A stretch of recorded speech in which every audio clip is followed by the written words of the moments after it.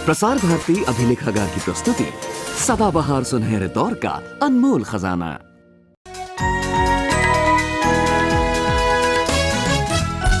Hello and welcome to ऐसा ही होता है, हम बच्चों की साइंस की मजेदार दुनिया। और क्या आपको पता है हम आज क्या कर रहे हैं? ये है केटू का कमाल। हम केटू से यूं ही पूछ रहे थे कि शरीर का सबसे इम्पोर्टेंट हिस्सा कौन सा है। मैंने कहा हमारा दिल, हमारा हार्ट। और मैंने कहा ब्रेन, हमारा कंट्रोल सिस्टम। फिर केटू ने अपने स्टाइल से कहा मेरे हिसाब से तो सारे बॉडी पार्ट्स इंपॉर्टेंट है। और अपनी बात प्रूफ करने के लिए हमारे अंगूठे टेप कर दिए। तो देखते हैं क्या होता है।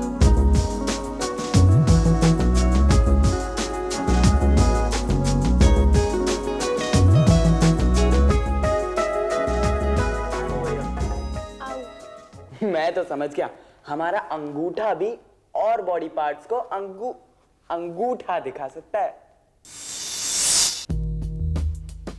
हमारा अंगूठा अपोजिबल है, मतलब अंगूठा किसी भी दूसरी उंगली के पोर को आमने सामने छू सकता है, ऐसे।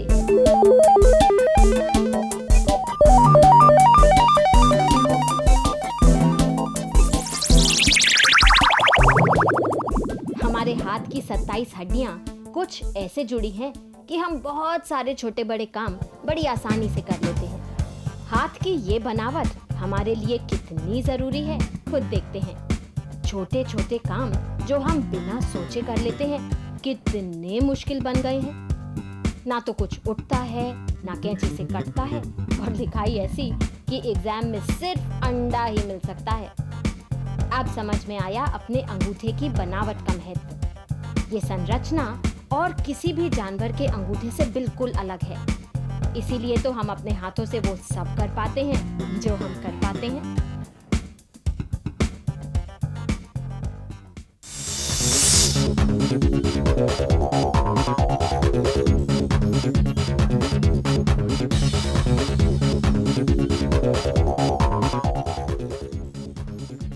मानो हमारी गर्दन ऐसी ना होती तो, अगर हमारी एल्बो ऐसी ना होती तो, मानो हमारी कमर ऐसी ना होती तो क्या, और अगर पैर ऐसे ना बने होते तो।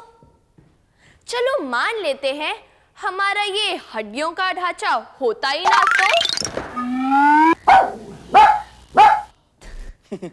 हमारी हड्डियां और हमारा स्केलेटन हमारी बॉडी का फ्रेमवर्क है। मानो किसी महान आर्किटेक्ट ने बहुत प्लानिंग के साथ बनाया हो।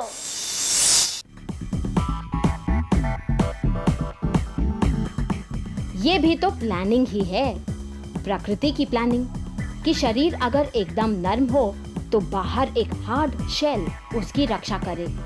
केकड़े, स्नेल्स और श्रिम्प्स सभी इसी श्रेणी में आते हैं। सुरक्षा देने वाला एक एक्सोस्केलेटन जैसे इस कछुए में भी है। शरीर के बाहर लगा एक मजबूत कवच, वैसे कछुए के शरीर के अंदर भी हड्डियां हैं।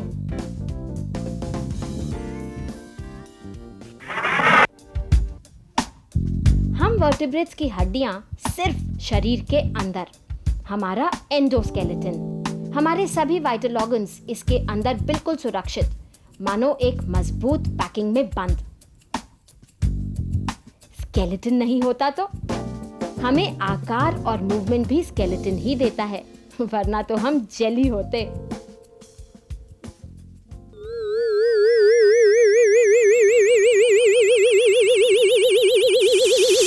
दो सौ छः, 300, 206, 300, 206, 300। उफ दीपिका, उफ, अरे आप मत घबराइए। हम लोगों के बीच एक छोटा सा झगड़ा हो गया है। एक्चुअली है ना, इन मैडम का दिमाग थोड़ा चकरा गया है। ये कह रही है कि हमारी बॉडी में 300 बोन्स होती है। इसकी मत सुनिए, ये तो गिनती ही भूल गया है। कहता है हमारी बॉडी में 206 बोन्स हैं। अब सच को प्रूव करने का सिर्फ एक तरीका है। 206 दीपिका, 300। अरे मुझे पता है 206। मैं कह रही हूँ ना 300। 206, 300, 206 and that's final. I got it. केटू, अभी तो हमने सवाल भी नहीं पूछा, आपको मिल गया जवाब? सवाल बाद में, पहले तुम दोनों मेरे एक सवाल का जवाब दो। क्या तुम दोनों में से कोई इस काट के अंदर से निकल सकता है? मतलब इस छोटे से काट के थ्रू? इस पेपर के थ्रू? इसके अंदर से? बड़ा अच्छा मजाक कर लेती है आप केटू। हमारी तो बात छोड़ ही दीजिए, इसमें से तो कोई चूहा भी नहीं निकल सकता। मजाक नहीं कर रही, सच कह रही हूँ। मैंने अभी अभी इसमें से निकलने की सीक्रेट फिगर आउट की है, बड़ी मजेदार है। वैसे तुम दोनों को सोचने का वक्त दिया जा सकता है, ट्राई करो, सोचो। एक क्लू देती हूँ, इस विजिटिंग कार्ड के अंदर से निकलने का मतलब इसके थ्रू नहीं निकलना, मतलब इसे ऐसे काटो कि ये टुकड़ा टुकड़ा ही रहे, इसके पीसेस ना हो। मैं अभी सोचती हूँ, I know I will find it out. हाँ दीपिका, बड़ा अच्छा बहाना है टॉपिक चेंज करने का। डर लग रहा है ना कि तुम्हारी गलत बात पकड़ी जाएगी। मैं डर रही हूँ। अरे बाबा, मेरे को भी तो मौका दो, मैं शायद फैसला कर सकूं। ये दीपिका जी कह रही हैं कि हमारी बॉडी में 300 बोन्स होते हैं, 300। और शिवम जी को लगता है कि हमारे बॉडी में 206 बोन्स है। 206 केटू। दीपिका जी, शिवम जी, अगर मैं कहूं कि आप दोनों सही हैं, मतलब 300 भी और 206 भी, 300 and 206 बोथ। सच कह रही हूँ, खुद ही देखिए।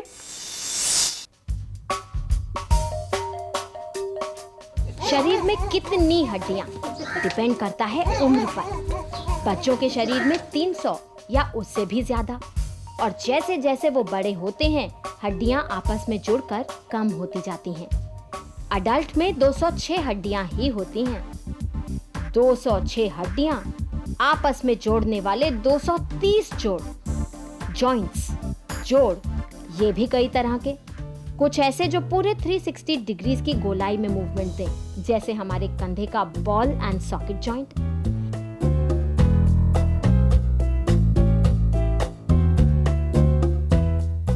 या फिर हमारी कोहनी और घुटने का हिंज जॉइंट, जो कह सकते हैं कि किसी दरवाजे की तरह जुड़ा है। हर जोड़ की अपनी विशेषता। शरीर के अंदर हमारी हड्डियों को आपस में जोड़ते हैं टेंडन्स, लिगामेंट्स और कार्टिलेज। मजेदार बात यह है कि हमारे शरीर की आधी से ज्यादा हड्डियां हमारे हाथों और पैरों में हैं।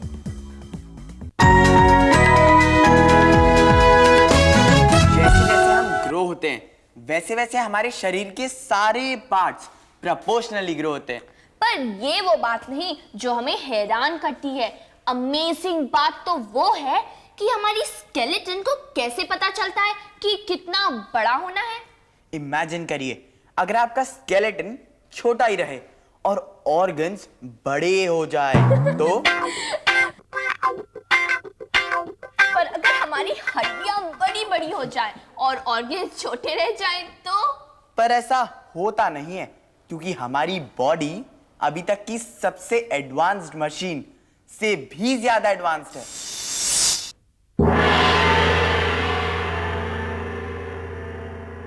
हमारी हड्डियां बेजान छड़े नहीं, जीता जागता अंग हैं, जिनमें खून बहता है, नर्व्स होती हैं और जो बढ़ती भी रहती हैं। अंदर झांक कर देखें, यहाँ बीच में मधुमक्खी के छत्ते जैसी जाली, यहीं होती है मैरो, मज्जा, और यहीं बनती हैं ब्लड सेल्स, लाल कोशिकाएं भी और बीमारी से लड़ने वाली सफेद कोशिकाएं भी। हड्डी को मजबूती देते हैं मिनरल्स, कैल्शियम और फास्फोरस। शरीर के लिए जितने भी खनिज जरूरी हैं, उन सब का गोदाम हड्डियां ही है। हड्डियों की सबसे बड़ी खास बात, वो स्टील और कंक्रीट से हल्की हैं, पर उनसे कहीं ज्यादा मजबूत। केटू, ये आप क्या बना रही हैं? हड्डियां, पेपर बोन्स। बड़ा अच्छा मजाक कर लेती है आप केटू। असल में मुझे पता था तुम दोनों आ रहे हो, इसलिए सोचा आज हड्डियों के अमेजिंग स्ट्रक्चर की फिजिक्स जानी जाए। हड्डियों की फिजिक्स? और वो भी पेपर बोन्स के साथ। पेपर बोन्स के साथ। तुम लो ये हॉलो वाली और तुम ये, और देखो कि किस पेपर बोन में ज्यादा कैपेसिटी है वजन उठाने की। देखते हैं कौन जीतेगा। केटू, वेरी अनफेयर, ये ट्यूब्स तो हार जाएंगी। अरे पहले वो तो करो जो मैं कह रही हूँ, शायद सरप्राइज रह जाओ। साथ में सीखेंगे हड्डियों की स्ट्रेंथ के बारे में, उनके स्ट्रक्चर के बारे में। देखते हैं किसमें कितना है दम।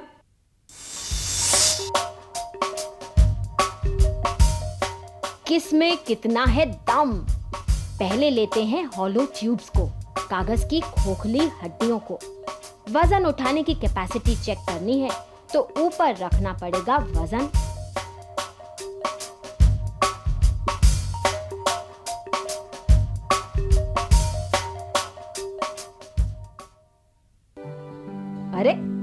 तो उठाए ही चला जा रहा है।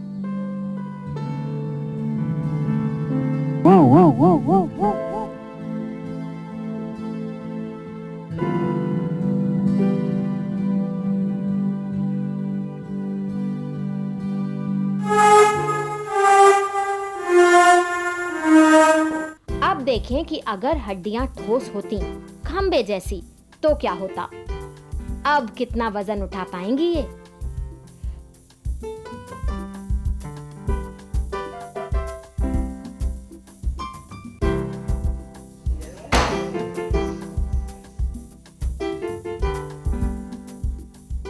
प्रकृति को फिजिक्स का ये नियम हमेशा से पता था, तभी तो हमारी लंबी हड्डियां खोखली हैं। जैसे हमारी सबसे मजबूत हड्डी फीमर पूरे शरीर का वजन उठाती है।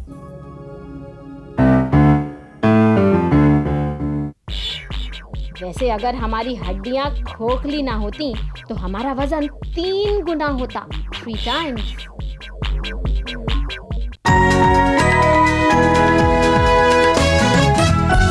स्ट्रक्चर्स की बात कर रहे हैं तो क्यों ना एक मास्टर आर्किटेक्ट से मिले जो शेप्स के उस्ताद हैं। सब मधुमक्खी का छत्ता भी एक साइंटिफिक अजूबा है। उसकी शेप, आकार, एक ऐसा परफेक्ट स्ट्रक्चर जो मजबूत है और ऐसा कि उसमें गैप्स या ओवरलैप्स नहीं, मतलब कम से कम मोम बनाने की जरूरत। इसे कहते हैं टेसेलेशन। हमारी साइंटिस्ट टोली तैयार है कागज के हेक्सागन्स के साथ। हेक्सागन मतलब 6 तरफा आकार।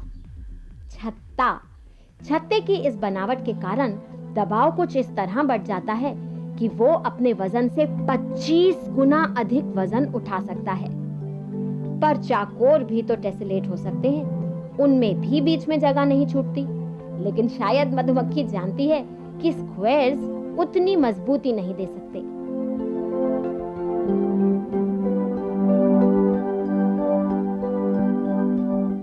मजबूती के हिसाब से तो गोलाकार सबसे अच्छा है, लेकिन इनके बीच में बच जाती है जगह, मतलब मोम बेकार जाना।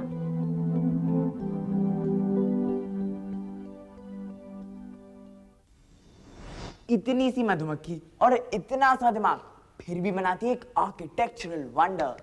पर क्या आपको लगता है कि एक सीनियर मधुमक्खी एक जूनियर मधुमक्खी को सिखाती होगी कि छत्ता कैसे बनाते हैं? भाई मुझे तो लगता है कि उन्हें इंस्टिंक्टिवली ही आ जाता होगा। पर काश हमें भी इंस्टिंक्टिवली पता चल जाता कि जो केथरी छोड़कर गई है केटू, उसका जवाब क्या है। अंडा। इस अंडे का शेप ऐसा क्यों है? क्यों?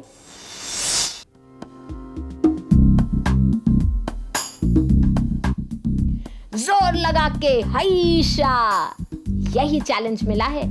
हाथों से दबाकर अंडे को तोड़ने का चैलेंज।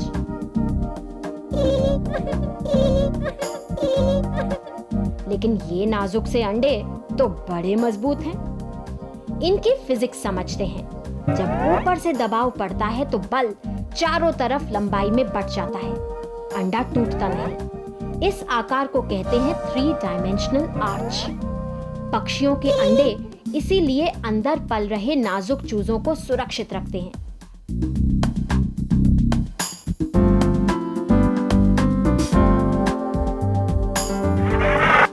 आर्किटेक्ट्स और इंजीनियर्स भी इस फिजिक्स को यूज करते हैं पुल और इमारत बनाने में।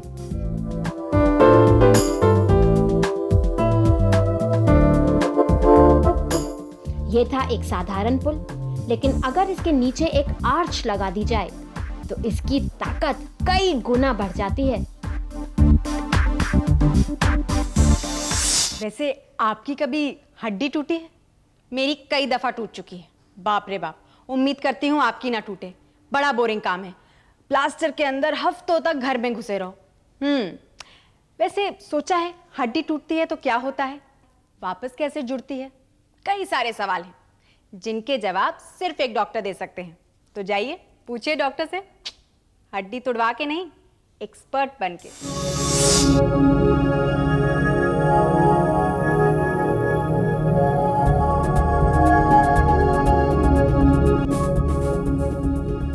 हड्डी टूटी है या नहीं बताता है एक्सरे। इसलिए हम पहुंच गए हैं वहां जहां एक मरीज के पसलियों के एक्सरे चित्र उतारे जाएंगे। ये हो गई फिल्म लोड और मरीज की पोजीशनिंग भी। अब एक्सरेज मरीज के ऊपर कुछ पलों के लिए गिरेंगी। एक्सरेज प्रकाश एक तरह की इलेक्ट्रोमैग्नेटिक वेव्स हैं। इनकी वेवलेंथ बहुत छोटी, सिर्फ 1 एंगस्ट्रॉम। विजिबल स्पेक्ट्रम की वेवलेंथ से 5000 गुना कम। एक्सरेज की ऊर्जा बहुत ज्यादा है। वो हमारे सॉफ्ट बॉडी पार्ट से होती हुई हमारी हड्डियों से टकराती हैं, लेकिन हड्डियों की डेंसिटी ज्यादा है, इसलिए उनकी परछाई फिल्म पर पड़ती है। इस तरह हड्डियों की तस्वीर डार्क रूम में डेवलप हो जाती है। लेकिन एक्सरेज हमारे शरीर को नुकसान पहुंचा सकते हैं, इसलिए उनका इस्तेमाल बार बार नहीं किया जाना चाहिए। एक्सरे फोटो को लेकर हम पहुंच गए डॉक्टर के पास, फ्रैक्चर्स के बारे में और पता करने। क्या होता है जब हड्डी टूटती है? जब हड्डी टूटी, अभी हम लोग हड्डी टूटना माने फ्रैक्चर जो कहते हैं, अपने को फर्स्ट क्या होता है? The first thing which we do is we cry out, pain, दर्द, क्योंकि हड्डी की नर्व्स एक दूसरे से रगड़ती हैं। टूटी हड्डी से खून भी निकलता है, लेकिन जल्दी ही वो क्लॉट होता है। अब खून के प्रोटीन से एक बार फिर नई हड्डी बननी शुरू हो जाती है। हड्डी सही तरह से जुड़े, इसके लिए उसे सही तरह से जोड़कर प्लास्टर कर दिया जाता है। तो this is the process of what we call bone building, कि नया बोन तैयार होना शुरू होता है, which will unite these two ends. Plaster of Paris नाम का जो चीज मिलता है वो रोल करेंगे, एंड जब सूख जाएगा तभी it becomes a hard structure which will prevent these two bones pieces from moving. Doctor ने बताई कुछ और जरूरी बातें। स्वस्थ हड्डियों के लिए एक हेल्दी और बैलेंस्ड डाइट तो जरूरी है ही, साथ में खेलकूद, कसरत और थोड़ी सी धूप भी। धूप में ही तो हमारी त्वचा विटामिन डी बनाती है, जो मजबूत हड्डियों के लिए चाहिए ही चाहिए।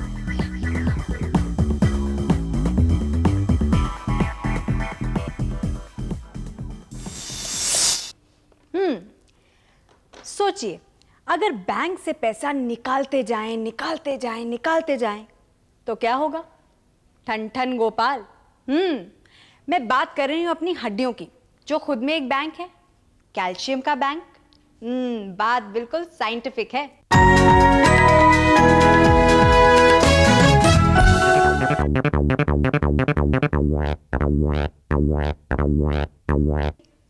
ब्लैक होल क्या है?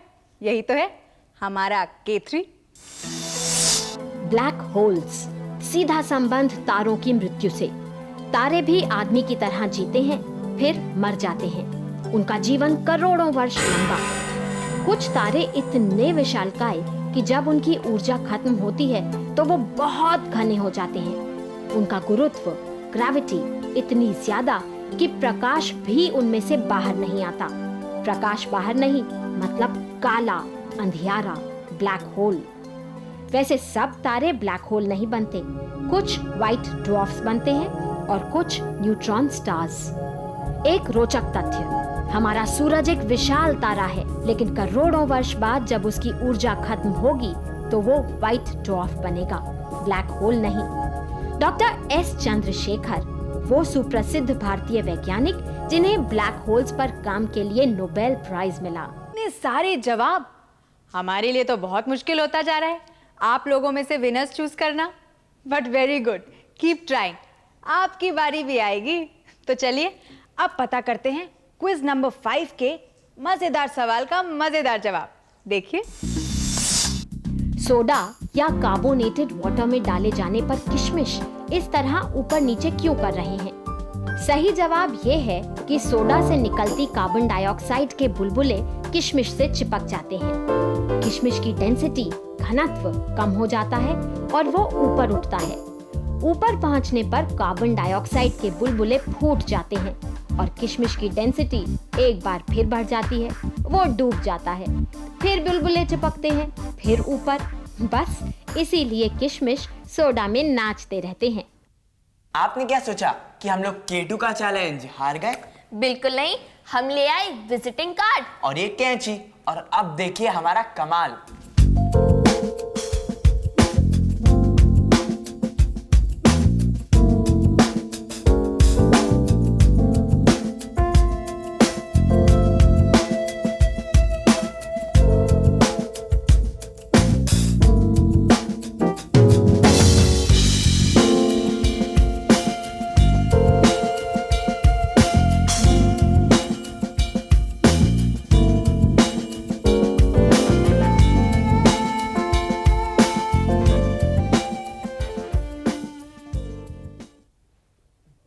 दीपिका, ऐसा ही होता है।